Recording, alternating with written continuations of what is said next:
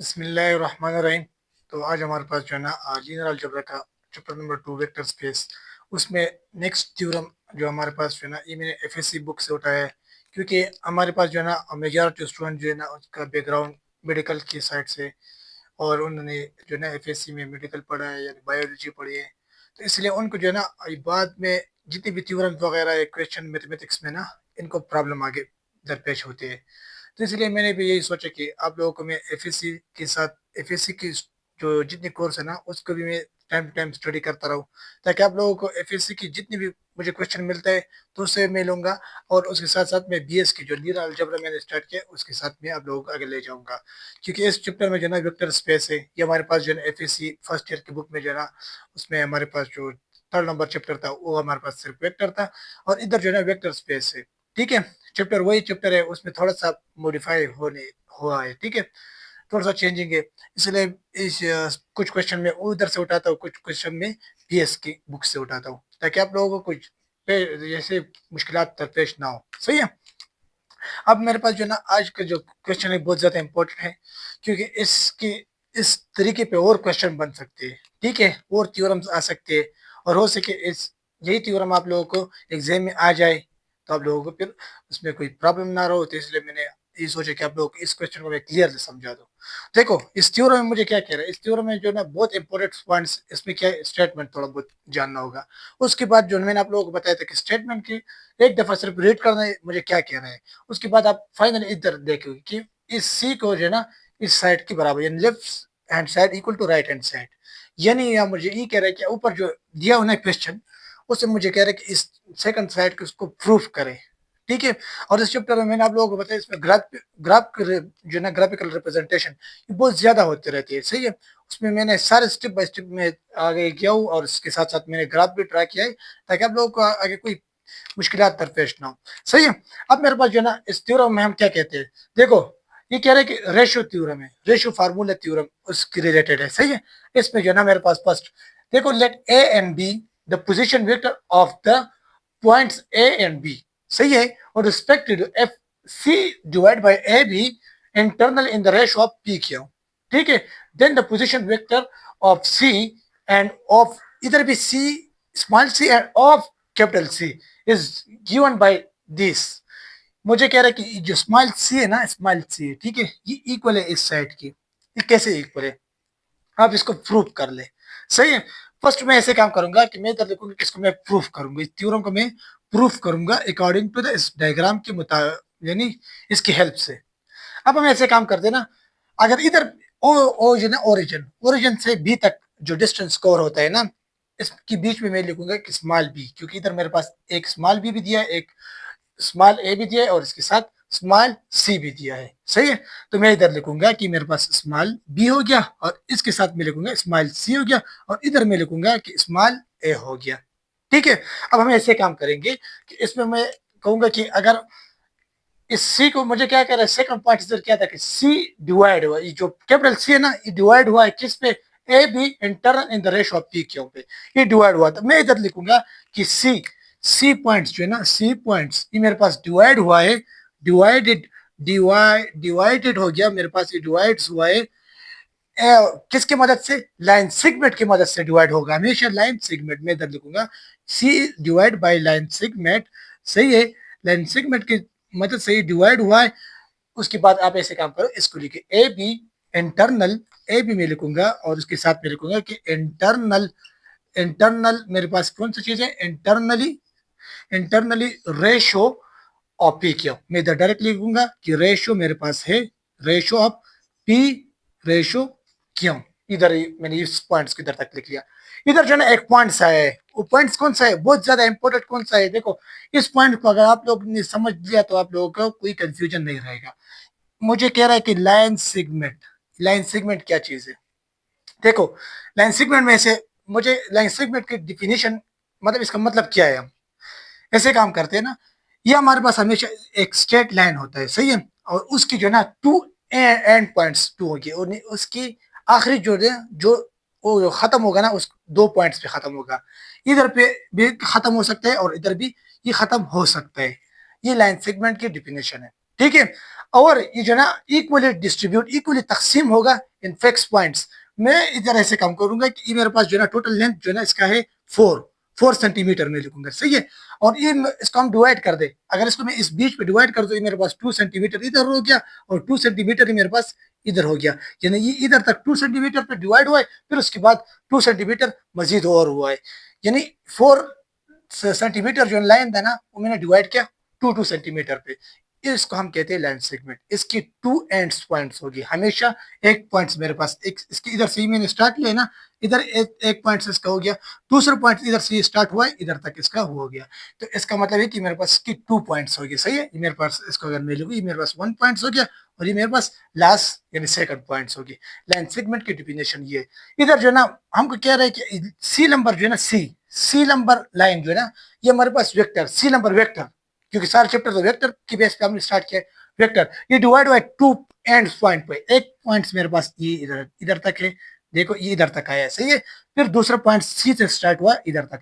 यानी मैं इधर लिखूंगा कि फर्स्ट पॉइंट मेरे पास किस से स्टार्ट हुआ था, फर्स्ट पॉइंट मेरे पास स्टार्ट हुआ है कि मैं लिखूंगा कि ए सी से, ठीक है। और फिर उसके बाद मुझे क्या कह रहा है, डिवाइड हुआ है ना, सी डिवाइड हुआ है, तो मैं इधर इस पे डिवाइड करूंगा।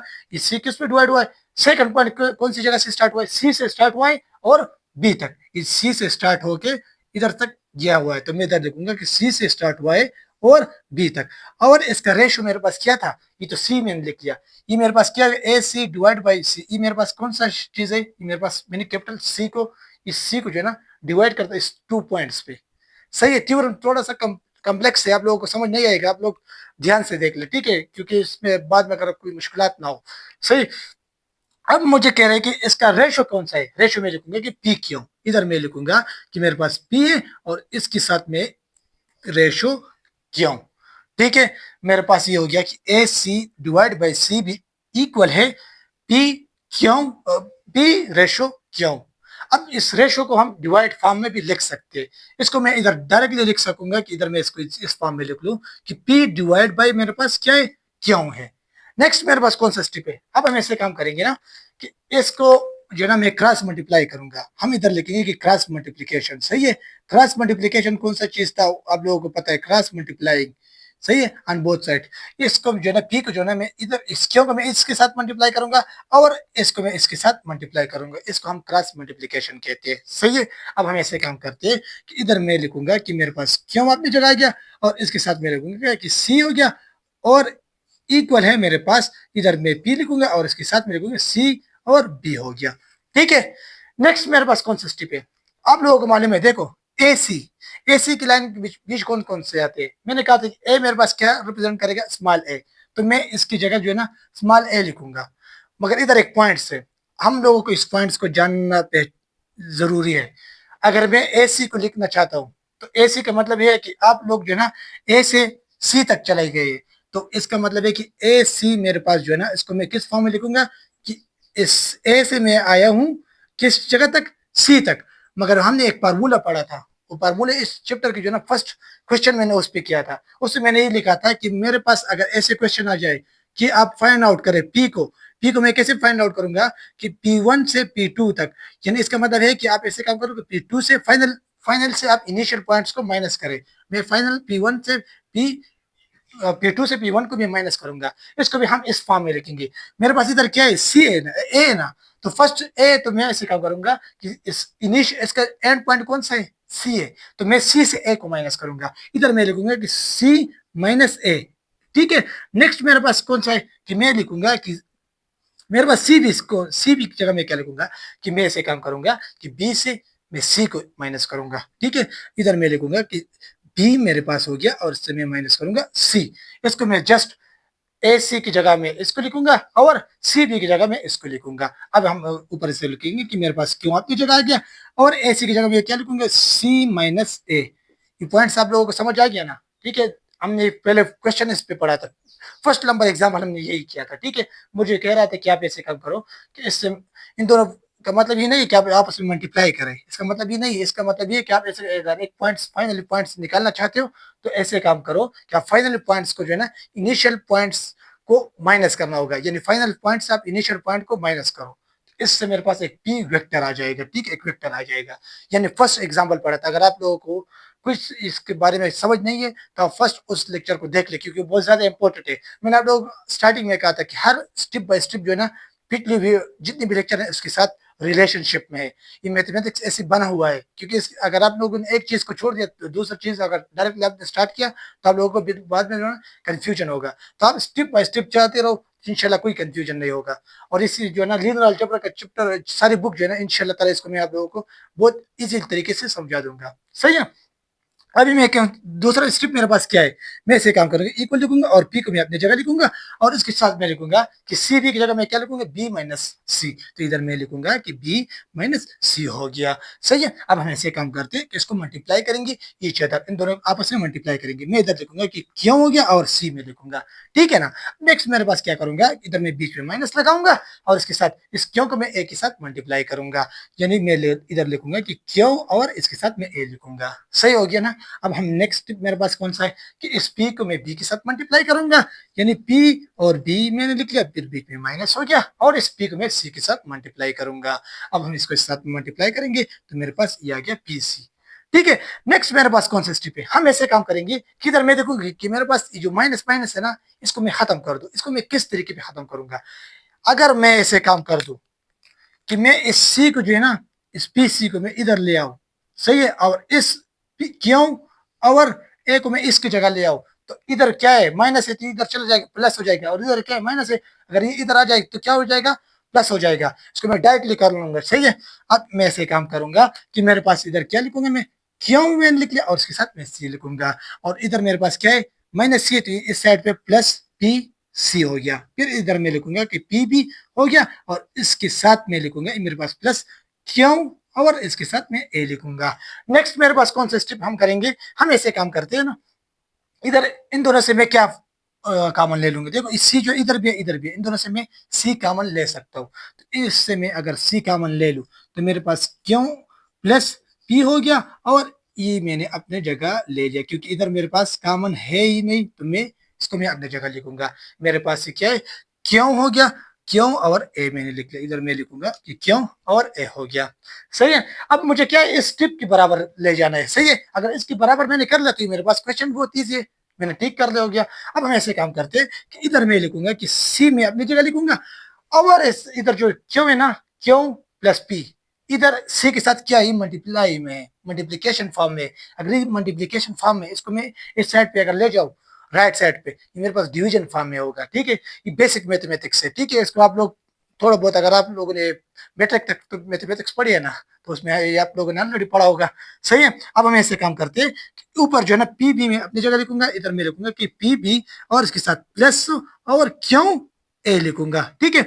और इसकी डिवाइड करूंगा, मैं इधर लिखूंगा कि डिवाइड बाय हो गया, कि मेरे पास क्यों प्लस पी हो गया। अब देखो ऊपर देखो और नीचे सेम टू सेम है, मगर एक पॉइंट, इधर क्या है क्यों ए फर्स्ट लिखा है और पी भी एंड यानी सेकंड लिखा है। तो मैं इधर ऐसे काम करूंगा कि मेरे पास स्मॉल सी इक्वल है इस क्यों ए को मैं फर्स्ट लिखूंगा, और उसके साथ मैं लिखूंगा कि plus P B divide by मेरे पास हो गया क्यों प्लस पी है, तो क्यों प्लस पी, ये मेरे पास क्या हो गया, प्रूफ हो गया। इधर जो है ना प्लस प्लस में अगर इसको मैं फर्स्ट लिखूँ या सेकंड लिखूँ कोई मसला नहीं है।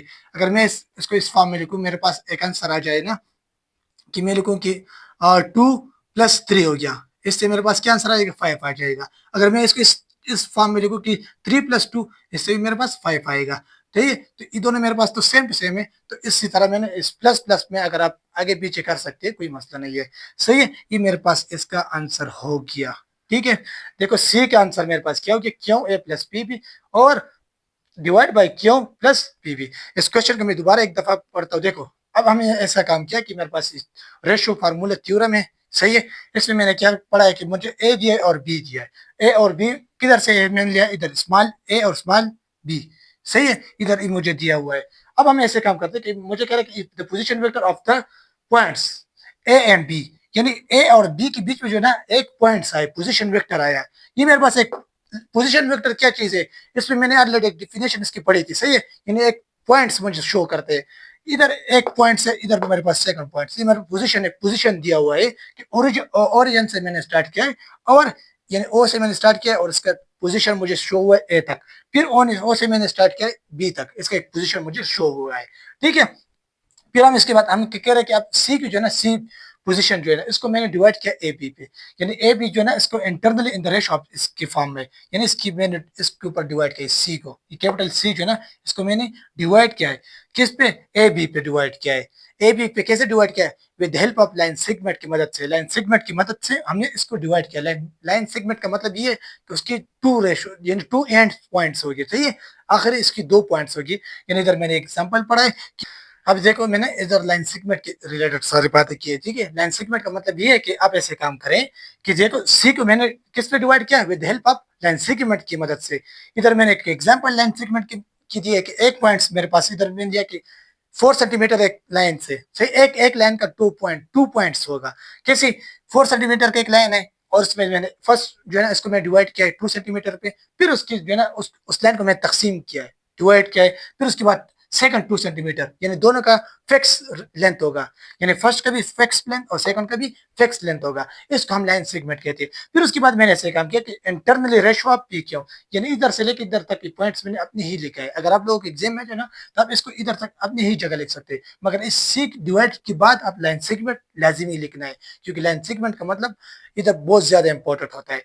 उसके बाद मैंने ऐसा काम किया है कि इधर मैंने ए सी लिखा है, ए सी तक हम चले गए, फिर उस दर से मैं सी से लेकर बी तक चले गए, बी सी बी से तक हम चले गए, और इसके रेशो मेरे पास पी रेशो क्यों है, तो इधर मैंने पी डिवाइड रेशो का मतलब डिवाइड बाय क्यों मैंने लिखा है, इसको भी फिर मैंने इससे काम किया क्रॉस मल्टीप्लिकेशन में भी लिखा है, फिर उसके साथ मैंने मल्टीप्लाई किया आपस में, उनको मैं मल्टीप्लाई किया है, मगर मल्टीप्लाई से पहले मैंने ऐसे काम किया कि ए सी की वैल्यू मेरे पास हो गया सी माइनस ए हो गया, और सी बी की वैल्यू मेरे पास सी बी माइनस सी हो गई है। सही है, अब हम नेक्स्ट मेरे पास कौन सा स्टेप है, हमने ऐसे काम किया कि इसको मैंने इस ए सी की जगह मैंने सी माइनस ए लिखा है, और बी सी की जगह सी बी की जगह मैंने बी माइनस सी लिखा है, इसको मैंने आपस में मल्टीप्लाई किया, फिर ऐसे काम मैंने किया कि जो सी है ना इसको मैंने एक साइड लिख दिया, और सी के अलावा जो है ना उसमें मैंने अलग दूसरी साइड पे लिख दिया, और जो माइनस है ना इस साइड पे आ जाए तो प्लस हो जाएगा, और इस साइड पे माइनस उस साइड पे चला जाए तो प्लस हो जाएगा, या इसको मैंने अपनी जगह लिख लिया।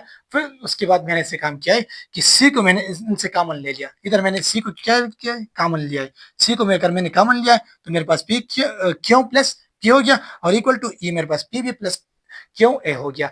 अब मैंने इसको इस फॉर्म में लिख लिया, तो ऊपर मेरे पास दिया कि आप फर्स्ट ऐसे काम करो कि क्यों को फर्स्ट लिखे, क्यों ए को, और सेकंड मेरे पास पी बी लिखे, तो मैंने इससे काम किया कि क्यों को मैंने फर्स्ट लिखा है, और उसके बाद मैंने क्या किया पी बी को मैंने बाद में लिखा है, तो मेरे पास आंसर इसका आ गया कि सी बी इक्वल है मेरे पास क्यों ए की plus P B divide by Q plus P B, मेरे पास हम कहेंगे कि मैंने प्रूफ कर दिया। सही है, ये इस थ्योरम का प्रूफ है। सही है, ये बहुत ज्यादा इंपॉर्टेंट है। आप लोग अगर एफएससी में हो ना और फर्स्ट ईयर की बुक अगर आप लोगों के ये क्वेश्चन आ जाए एग्जाम में, बोर्ड एग्जाम में, तो फिर भी आप इस तरीके से इस थ्योरम को पढ़ सकते हैं और लिख सकते हैं, बहुत ज्यादा इंपॉर्टेंट है। आप इससे एक स्क्रीनशॉट भी ले सकते हैं। ठीक है, और इंशाल्लाह ताला हम नेक्स्ट जो है ना इसमें हम कॉम्बिनेशन ऑफ वेक्टर स्पेस पढ़ेंगे, हमारे पास नेक्स्ट टॉपिक वही होगा। तो मिलते हैं नेक्स्ट वीडियो में, अभी तक इतने ही काफी है। Thank you.